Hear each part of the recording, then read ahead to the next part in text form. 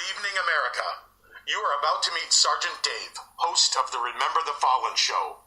After having survived a rollover accident avoiding a landmine in a troop transport vehicle, military acronym LMTV, in the Parwan province of Afghanistan in 2004, he emerges and returns to the United States with an even more compelling tale of perseverance as he navigates the rapids of the troubled VA system. He gains a new perspective with a fever of enthusiasm to all patriots across the windswept fields of America. You are about to listen to the Remember Fallen show with me, Sergeant Dave, where you'll be listening to my guest, Jarheads, Squids, Wingnuts, Air Force. We call them penguins too because 95% of the Air Force don't fly, and ground pounders, and an occasional coastie. Maybe not. But most of all, I will be advocating to patriots like yourself that get a lump in their throat when they hear the national anthem being played at a ball game. You see, one of us can be run off, two of us can be disregarded, but a show's audience, together, we are a movement.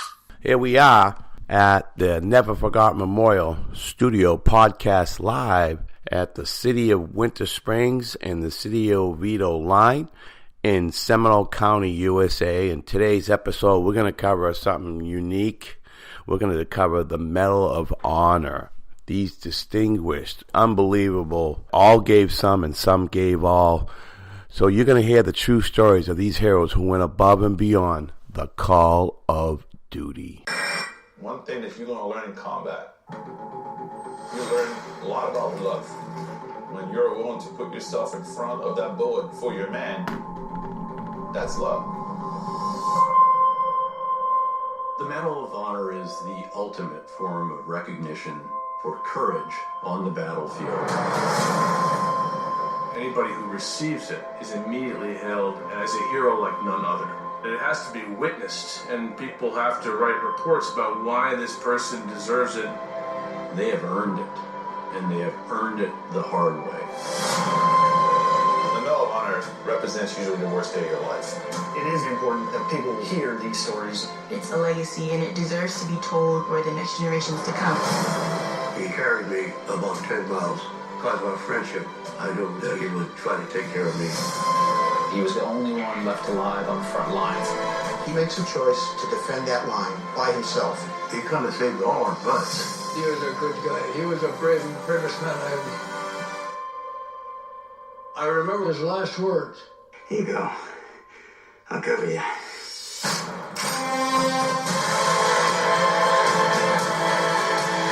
These are ordinary people. They've got family. They've got friends. I can understand how someone could have that kind of will. I don't understand how he physically managed to do it. They did an amazing thing. They made a sacrifice that is hard to fathom.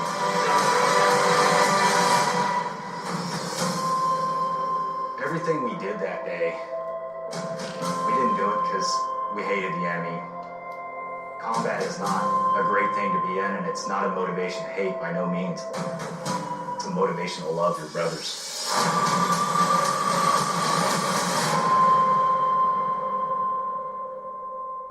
More than 40 million Americans have served in the United States Armed Forces.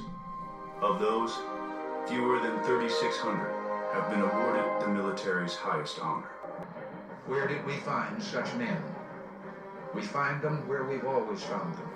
In our villages and towns, on our city streets, in our shops and on our farms. Summoned a degree of courage that stirs wonder and respect and an overpowering pride in all of us. It recognizes gallantry that goes above and beyond the call of duty. We may not always hear of their success, but they are there in the thick of the fight, in the dark of night, achieving their mission.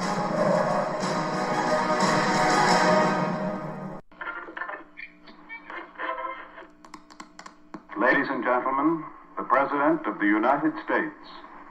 My fellow Americans, powerful and resourceful gangsters have banded together to make war upon the whole human race.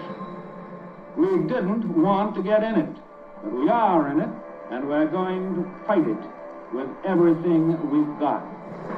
World War II really, truly showcased who we were as a nation. It changed who we were as a country. It changed our identity. I am an American. I come from Brooklyn, New York. I am an American. Fairview, Montana. I am an American. I come from Lancaster, Pennsylvania. I am an American. I am an American. I am an American. They call it the greatest generation because everyone fought. If you weren't out there wearing a uniform fighting, you were out there in the factories building the equipment so that these individuals could successfully and safely accomplish their mission. I have said not once but many times that I have seen war and that I hate war. After years of war and suffering and degradation, the Italian people are at last coming to the day of liberation from their real enemies, the Nazis. We must drive the Germans out of Italy as we have driven them out of Tunisia and Sicily. It was felt that we needed to knock Italy out of the war to deprive Germany of one of its last allies. So we had his Anzio in January of 1944. The idea was that this invasion would unhinge the German lines and eventually lead the Allies to Rome. Unfortunately, they got bottled up by the Germans, and it just turned into a big killing ground, a big battle of attrition.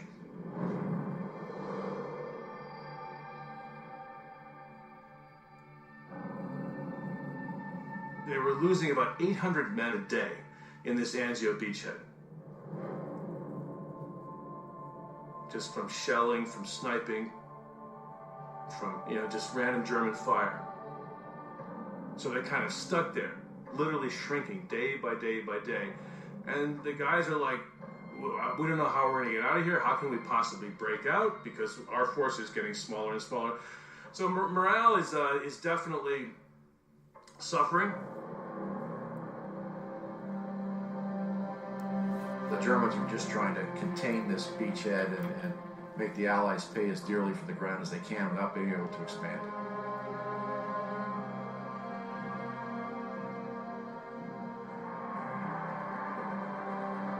The only way to rescue yourself from this German defensive fire was to move forward, disrupt the German line, and push them back. Fortunately, the Germans are getting smaller and smaller too, because one thing the Americans have massive superiority in on the Anzio beachhead is artillery.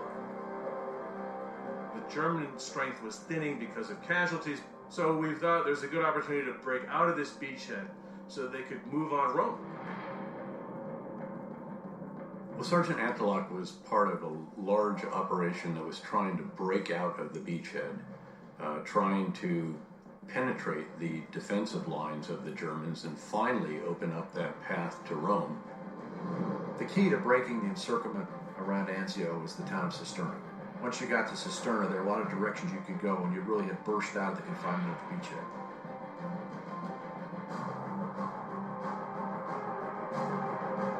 Sergeant Antelak's platoon was going out first, had had a rough day on the 23rd. They'd been fighting through these defenses. They had made progress.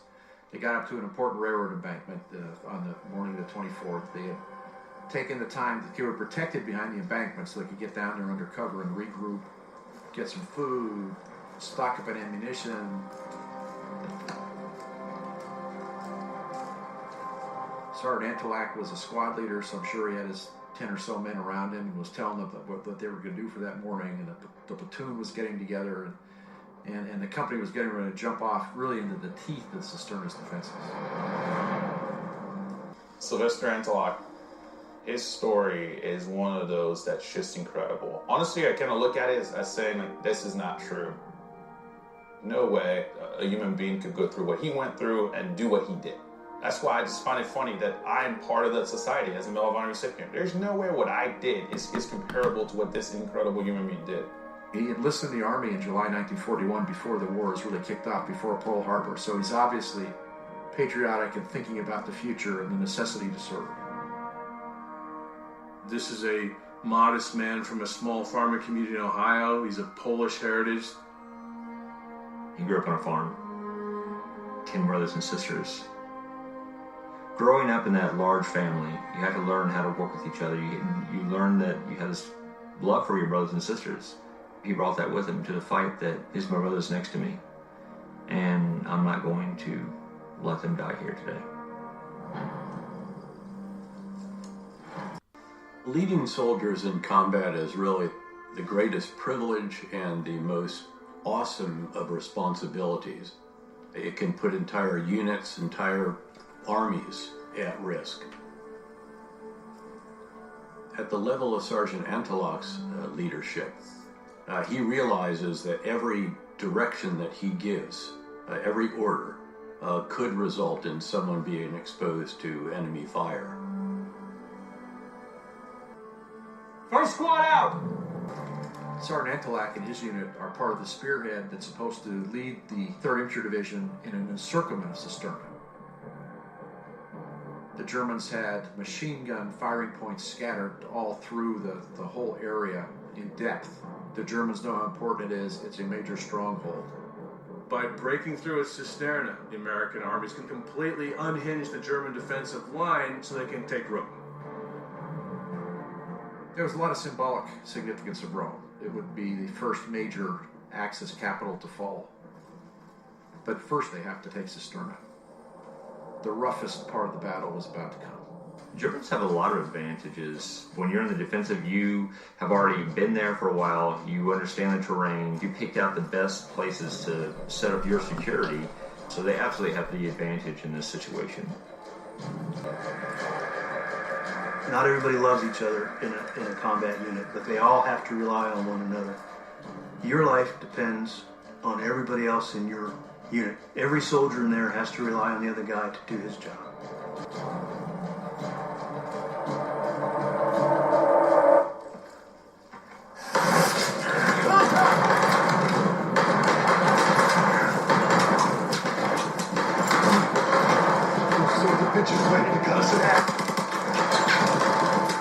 Surprise is everything in small unit actions. It's common for the enemy to let the lead element go through, and then the enemy can ambush them.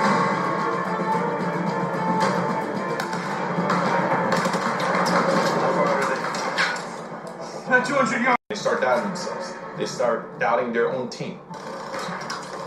You do have to improvise at times to the situation, and that's most likely what he was trying to think about. How do I improvise the situation? How do I execute the enemy and yet make sure my men come home? He's at a considerable disadvantage to the Germans, but he also knows that he has a responsibility to his men, that he has to respond immediately. The casualties at this level are friends. They're not just names and faces, much less numbers. They're your fellow soldiers.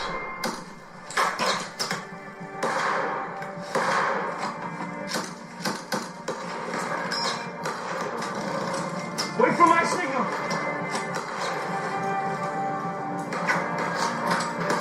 What the hell's he doing? He clearly recognized that something had to be done, that they could not just hug the earth and survive, that the German machine gun fire had to be disrupted. He's going to shock the enemy. He's going to make himself a target and stop that machine gun from imperiling the lives of his men.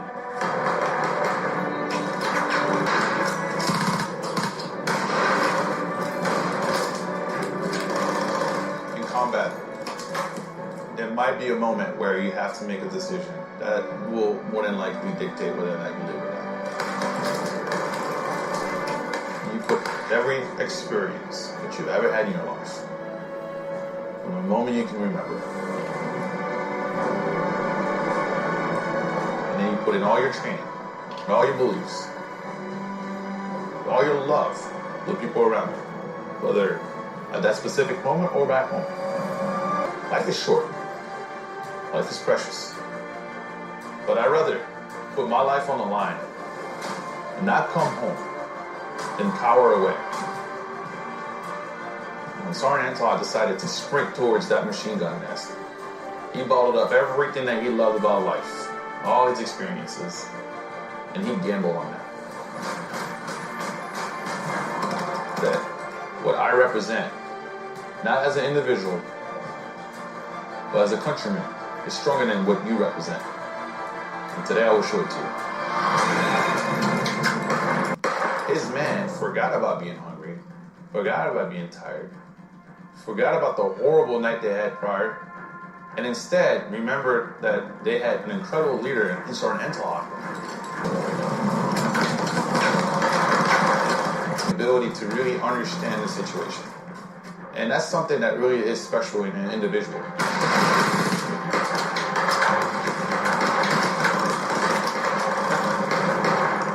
He's weaving, trying to be a hard target for them to hit. And he's shooting while he's doing this as well. He's got to try to keep the enemy's head down. He's at least got to try to make them less accurate while he's allowing his men to seek cover to return fire.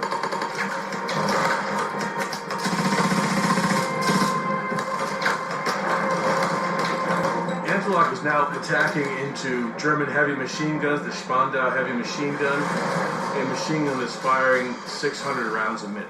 Sergeant Antlock's got a Thompson submachine gun, 45 caliber shell. He's definitely bringing a butter knife to it. This is a massive blow. I've actually taken a round, an M16 round, smaller caliber than the one that he was hit with multiple times, right through the chest. And it is like the biggest blow to the solar plexus that you can possibly imagine. And it sort of explodes out of the back of your body. You almost feel as if you've been hit from behind.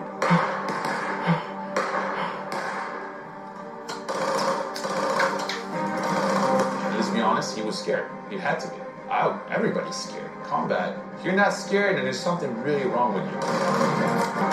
That is why fear is actually one of our biggest allies, because fear keeps us sane, keeps us accurate. It reminds you that you have to do your job. To continue moving forward. Now he's got an arm that doesn't work. He's got to tuck that gun underneath his good arm, under his left arm, and that's got to be incredibly painful. But he still had guys that were in danger.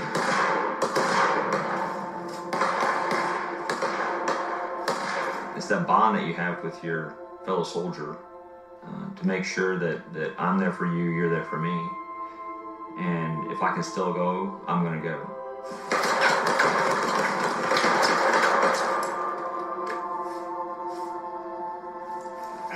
Nothing motivated troops quite so much as watching one of their buddies move toward the enemy and they would feel compelled to support him. I mean, this is something that all studies of units in World War II and World War I pointed to, that the allegiance was not so much to the higher command, the allegiance was to the unit, and that these troops would do anything for each other because they had bonded so much.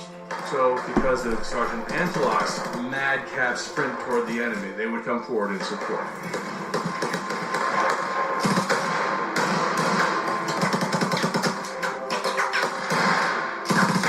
Picture this.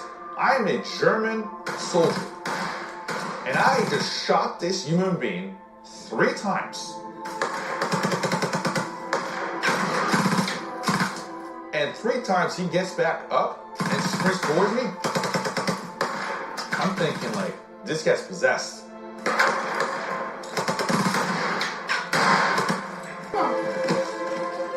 Hey, he wants it more than I do today. Correct.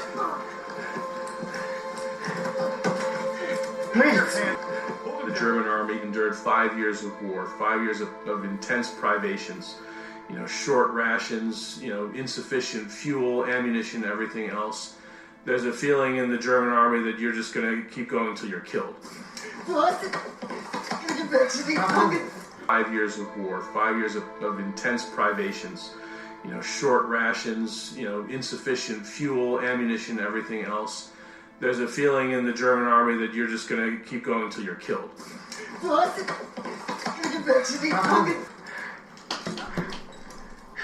get a medic out here. We'll patch you up.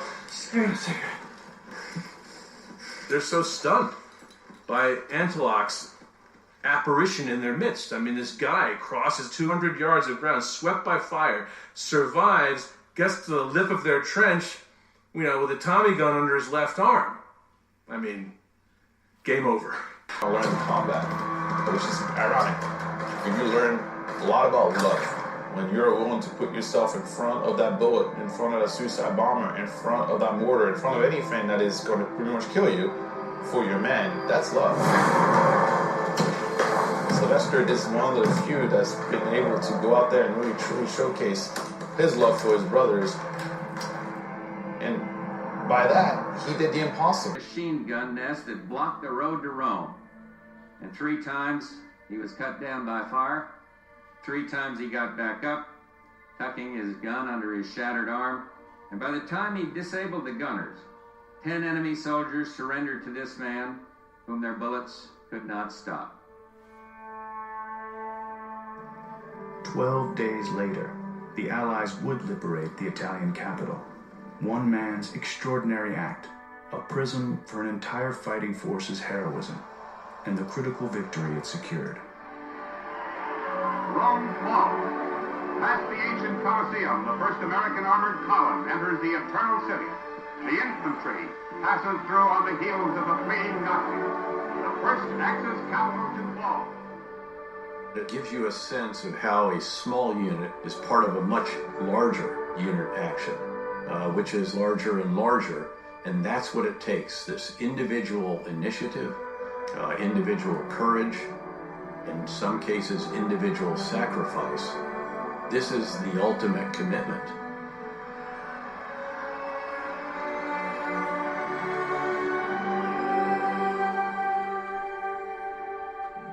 Sergeant Sylvester Antelock rests here beneath the pines of Nettuno with nearly 8,000 other soldiers. But only Antelock's gravestone and one other bear the designation of the Medal of Honor, the U.S. military's highest commendation for valor, reserved for an act of personal bravery involving risk of life above and beyond the call of duty. Okay, it's that time to support our sponsors of the show. So, all you fit veterans in the audience right now, I need you to get down and give me 22 everyday push-ups for that veteran who will die of suicide tomorrow. You're listening to the Spark Radio Network. Internet radio like you've never heard before. Innovation, creativity, and imagination are all set to begin with a spark. So fasten your seatbelt and take the ride of your life and listen for the spark. You are listening to KLRN Radio, where liberty and reason still reign. Most writers and radio show hosts know that to connect with your fans, you need to do more than just write books or record the latest podcasts. There are many different elements that go into forming an online platform, but there are also many hidden traps. To make matters worse, solid advice on how to survive the muddy waters is scarce. In the book Hidden Traps, I talk about some of the important issues of working with an online platform, highlighting traps that could put your physical or internet security at risk or be harmful to your reputation. Are your social media posts just links with a few disjointed words making you look like someone who can't complete a sentence? Did your new website cost you more than you anticipated? Are you leaking your personal contact details across the web without even knowing it?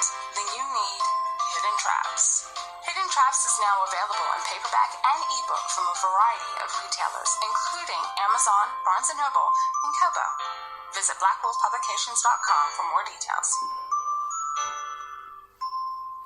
If you're 85 or younger, would you like peace of mind and comfort for your family? We're Final Expense Direct with an urgent message for you. The average funeral today costs over $8,000, but the most you'll get from government benefits is $255. How will your family pay the difference? We can help. Our senior plans start as low as just $1 a day and pay up to $30,000 for a funeral and other final expenses. Peace of mind is easy. There's no medical exam. You'll have lifetime coverage, and your plan can't be canceled as long as you pay your premiums. Call now for free information about our senior plans. Answer a few simple questions and receive approval right on the phone. Plus, call right now and we'll give you a discount prescription card for free. Call 800-553-8687. That's 800-553-8687. Again, 800-553-8687.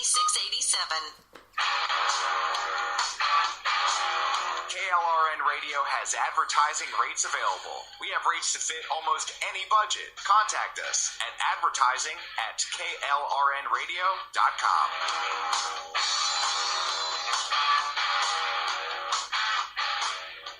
Attention business owners and independent contractors. This is a money-saving message from Tax Mediation Services. If your business owes $20,000 or more in taxes, we can help you today, right now. Listen, dealing with the IRS is no picnic. It's an intimidating and extremely stressful process, and you don't want to go it alone. Our attorneys know every law, every tax break, and every possible opportunity to help you resolve and reduce your tax debt. And if you owe more than $20,000, you may be at the top of their hit list. So don't take your tax debt lightly, because it will not go away on its own. The IRS can seize your bank accounts, your home, and even shut down your business. Call our tax experts today at 1-800-783-0810 and let us deal with the IRS while you focus on your business. That's 1-800-783-0810. Again, that's 800-783-0810. My son was in the Army back during Desert Storm, but even then he wanted an MBA. He looked at a dozen schools, but only one offered the online education and flexibility he needed while he was in a tent in Iraq. Grantham University. Turns out that Grantham's been delivering affordable, relevant college and advanced degrees for over 65 years. Heck, if they can deliver a quality education to a soldier in a tent overseas, think about the flexibility Grantham can offer you so you can earn your degree too. It doesn't matter how complicated or full your life is. If getting a degree is on your bucket list, you'll want to do what my son did. You'll want to call Grantham. Find out how easy it is to get started on your education so you can check that college degree off your bucket list. Call Grantham right now. 800-910-1370. That's 800-910-1370. Flexible, affordable, relevant. Call 800-910-1370. Sometimes riders feel lost, unsure why a passage may not be working. It takes another set of eyes to help us nurture our writing to full maturity. At Black Wolf Editorial Services, we strive to enable writers to develop and grow, offering manuscript critiques and line edits through a mentoring editorial style. We also offer assistance on generating a writer's file for your websites. Black Wolf Editorial Services, nurturing your writing into maturity. For a full list of services, visit blackwolfeditorial.com. Now I would like to start with the second half of the show, is to actually read a citation of a local Medal of Honor recipient, Staff Sergeant Robert James Miller. He left his family, Maureen and Philip Miller. They're right out of Oviedo, right down the street. He's actually gravesite is at All Faiths Memorial Park in Castleberry, which is only 4 miles from my house. It was his gravesite that I decided to get involved with Wreaths Across America, and I honored that cemetery because of Staff Sergeant Robert James Miller's. I'm going to read a citation for you right now.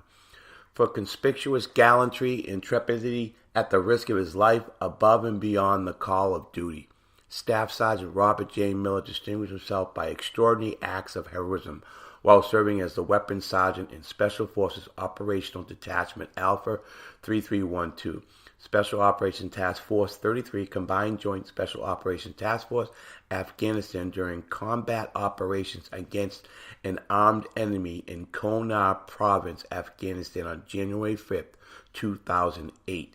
While conducting a combat reconnaissance patrol through the Gowardash Valley, Staff Sergeant Miller and his small element of U.S. and Afghan National Army soldiers engaged a force of 15 to 20 insurgents occupying prepared fighting positions.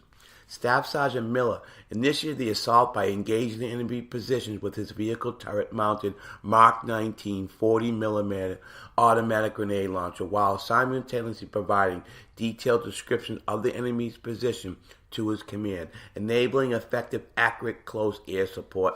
Following the engagement, Staff Sergeant Miller led a small squad forward to conduct a battle damage assessment. As the group neared the small, steep, narrow valley that the enemy had inhibited, a large, well-coordinated insurgent force initiated a near ambush, assaulting from elevated positions with ample cover. Exposed with little bit of available cover, the patrol was totally vulnerable to enemy rocket-propelled grenades and automatic weapon fire. As point man, Staff Sergeant Miller was at the front of the patrol, cut off from supporting elements, and less than 20 meters from enemy forces. Nonetheless, with total disregard for his own safety, he called for his men to quickly move back to cover positions as he charged the enemy over exposed ground and under overwhelming enemy fire in order to provide protective fire for his team. While maneuvering and to engage the enemy, the Staff Sergeant Miller was shot in his upper torso. Ignoring the wound, he continued to push the fight, moving to draw fire from over 100 enemy fighters upon himself. He then again charged forward through an open area in order to allow his teammates to safely reach cover. After killing at least 10 insurgents, wounding dozens more, and repeatedly exposed himself to withering enemy fire while moving from position to position, Staff Sergeant Miller was mortally wounded by enemy fire. His extraordinary valor ultimately saved the lives of 7 members of his own team and 15 Afghanistan National Army soldiers. Staff Sergeant Miller's heroism and selflessness above and beyond the call of duty and at the cost of his own life are in keeping the highest traditions of military service and reflect great credit upon himself and the United States Army. The Vice President and the First Lady were also present at the President awarded Robert J. Miller, Staff Sergeant, U.S. Army, the Medal of Honor for conspicuous gallantry. Staff Sergeant Miller received the Medal of Honor posthumously for his heroic actions in combat on January 25, 2008 in Afghanistan. As is always the case, his story, recounted by the President, Barack Obama, truly makes one proud to be an American. It has been said that courage is not simply one of the virtues, but the form of every virtue at the testing point. For Rob Miller, the testing point came early 3 years ago, deep in a snowy Afghan valley, but the courage he displayed that day reflects every virtue that defined his life. Rob was beyond his years. Growing up in Wheaton, Illinois, outside of Chicago, he was the boy who penned a poem about American GIs in World War II. Men like the soldier Rob would become himself, who he said fought day and night, fighting for what they thought was right. Rob was born to lead. The high school gymnast who trained so hard his coach had to kick him out at night so they could close the gym. He was the Army recruit who pushed himself to his limits, both physically and mentally, to earn the title Green Beret. He was a Special Forces soldier who, on his first tour in Afghanistan, earned 2 Army Commendation Medals for his valor. Devotion to duty, an abiding sense of honor, a profound love of country. These were the virtues that found their ultimate expression when Rob, just 24 years old, on his second tour, met his testing point on January 5th, 2000. If you know of a Medal of Honor story you'd like to share on the Remember the Fallen show, please get a hold of me and we'll go ahead and put it on the show. Would love to hear some feedback about this unique Medal of Honor recipient show. This next song is for Rob Miller as well.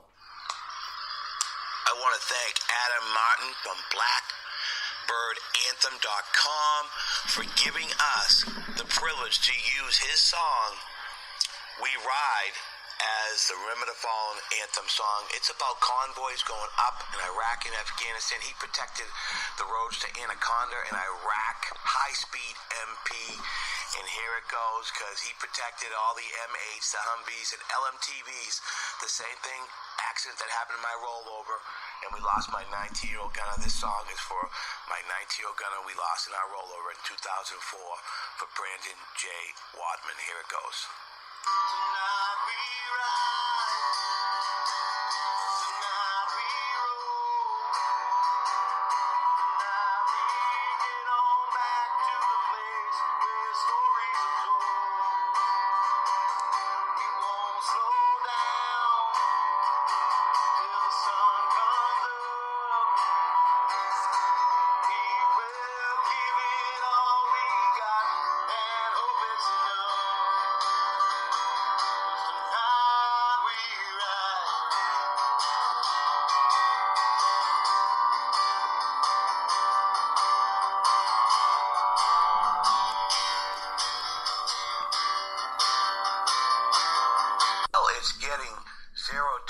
6:30 for the show, and I'm just about ready to go into rack ops mode. But before I relax, never one last promo. So go to SergeantDaveMatthews@gmail.com. That is SGTDaveMatthews@gmail.com for suggestions for the show's content. Or if you know a good advocate like to come speak on the show, you can email me as well. Once again, SergeantDaveMatthews@gmail.com. Remember, that's 2 T's in Matthews. Or you can go to my Facebook page and like the page at Remember the Fallen, all one word. Or you can also hit me on my Twitter handle at Heroic Memorials. Or if you're not into the Twitter bird chirping thing, you can go to my website at www.neverforgottenmemorials.org and mark your calendar every Thursday night on your phone at 8 p.m. Eastern Time at klrnradio.com. And you can also go to iHeartRadio.com, pull up search, go to podcast, and hit search again, and type in Remember the Fallen Show. You'll see all my archive shows there as well. Okay. Every Thursday night, that's in order until all the troops come home. All right, fall out. Pop Smoke out.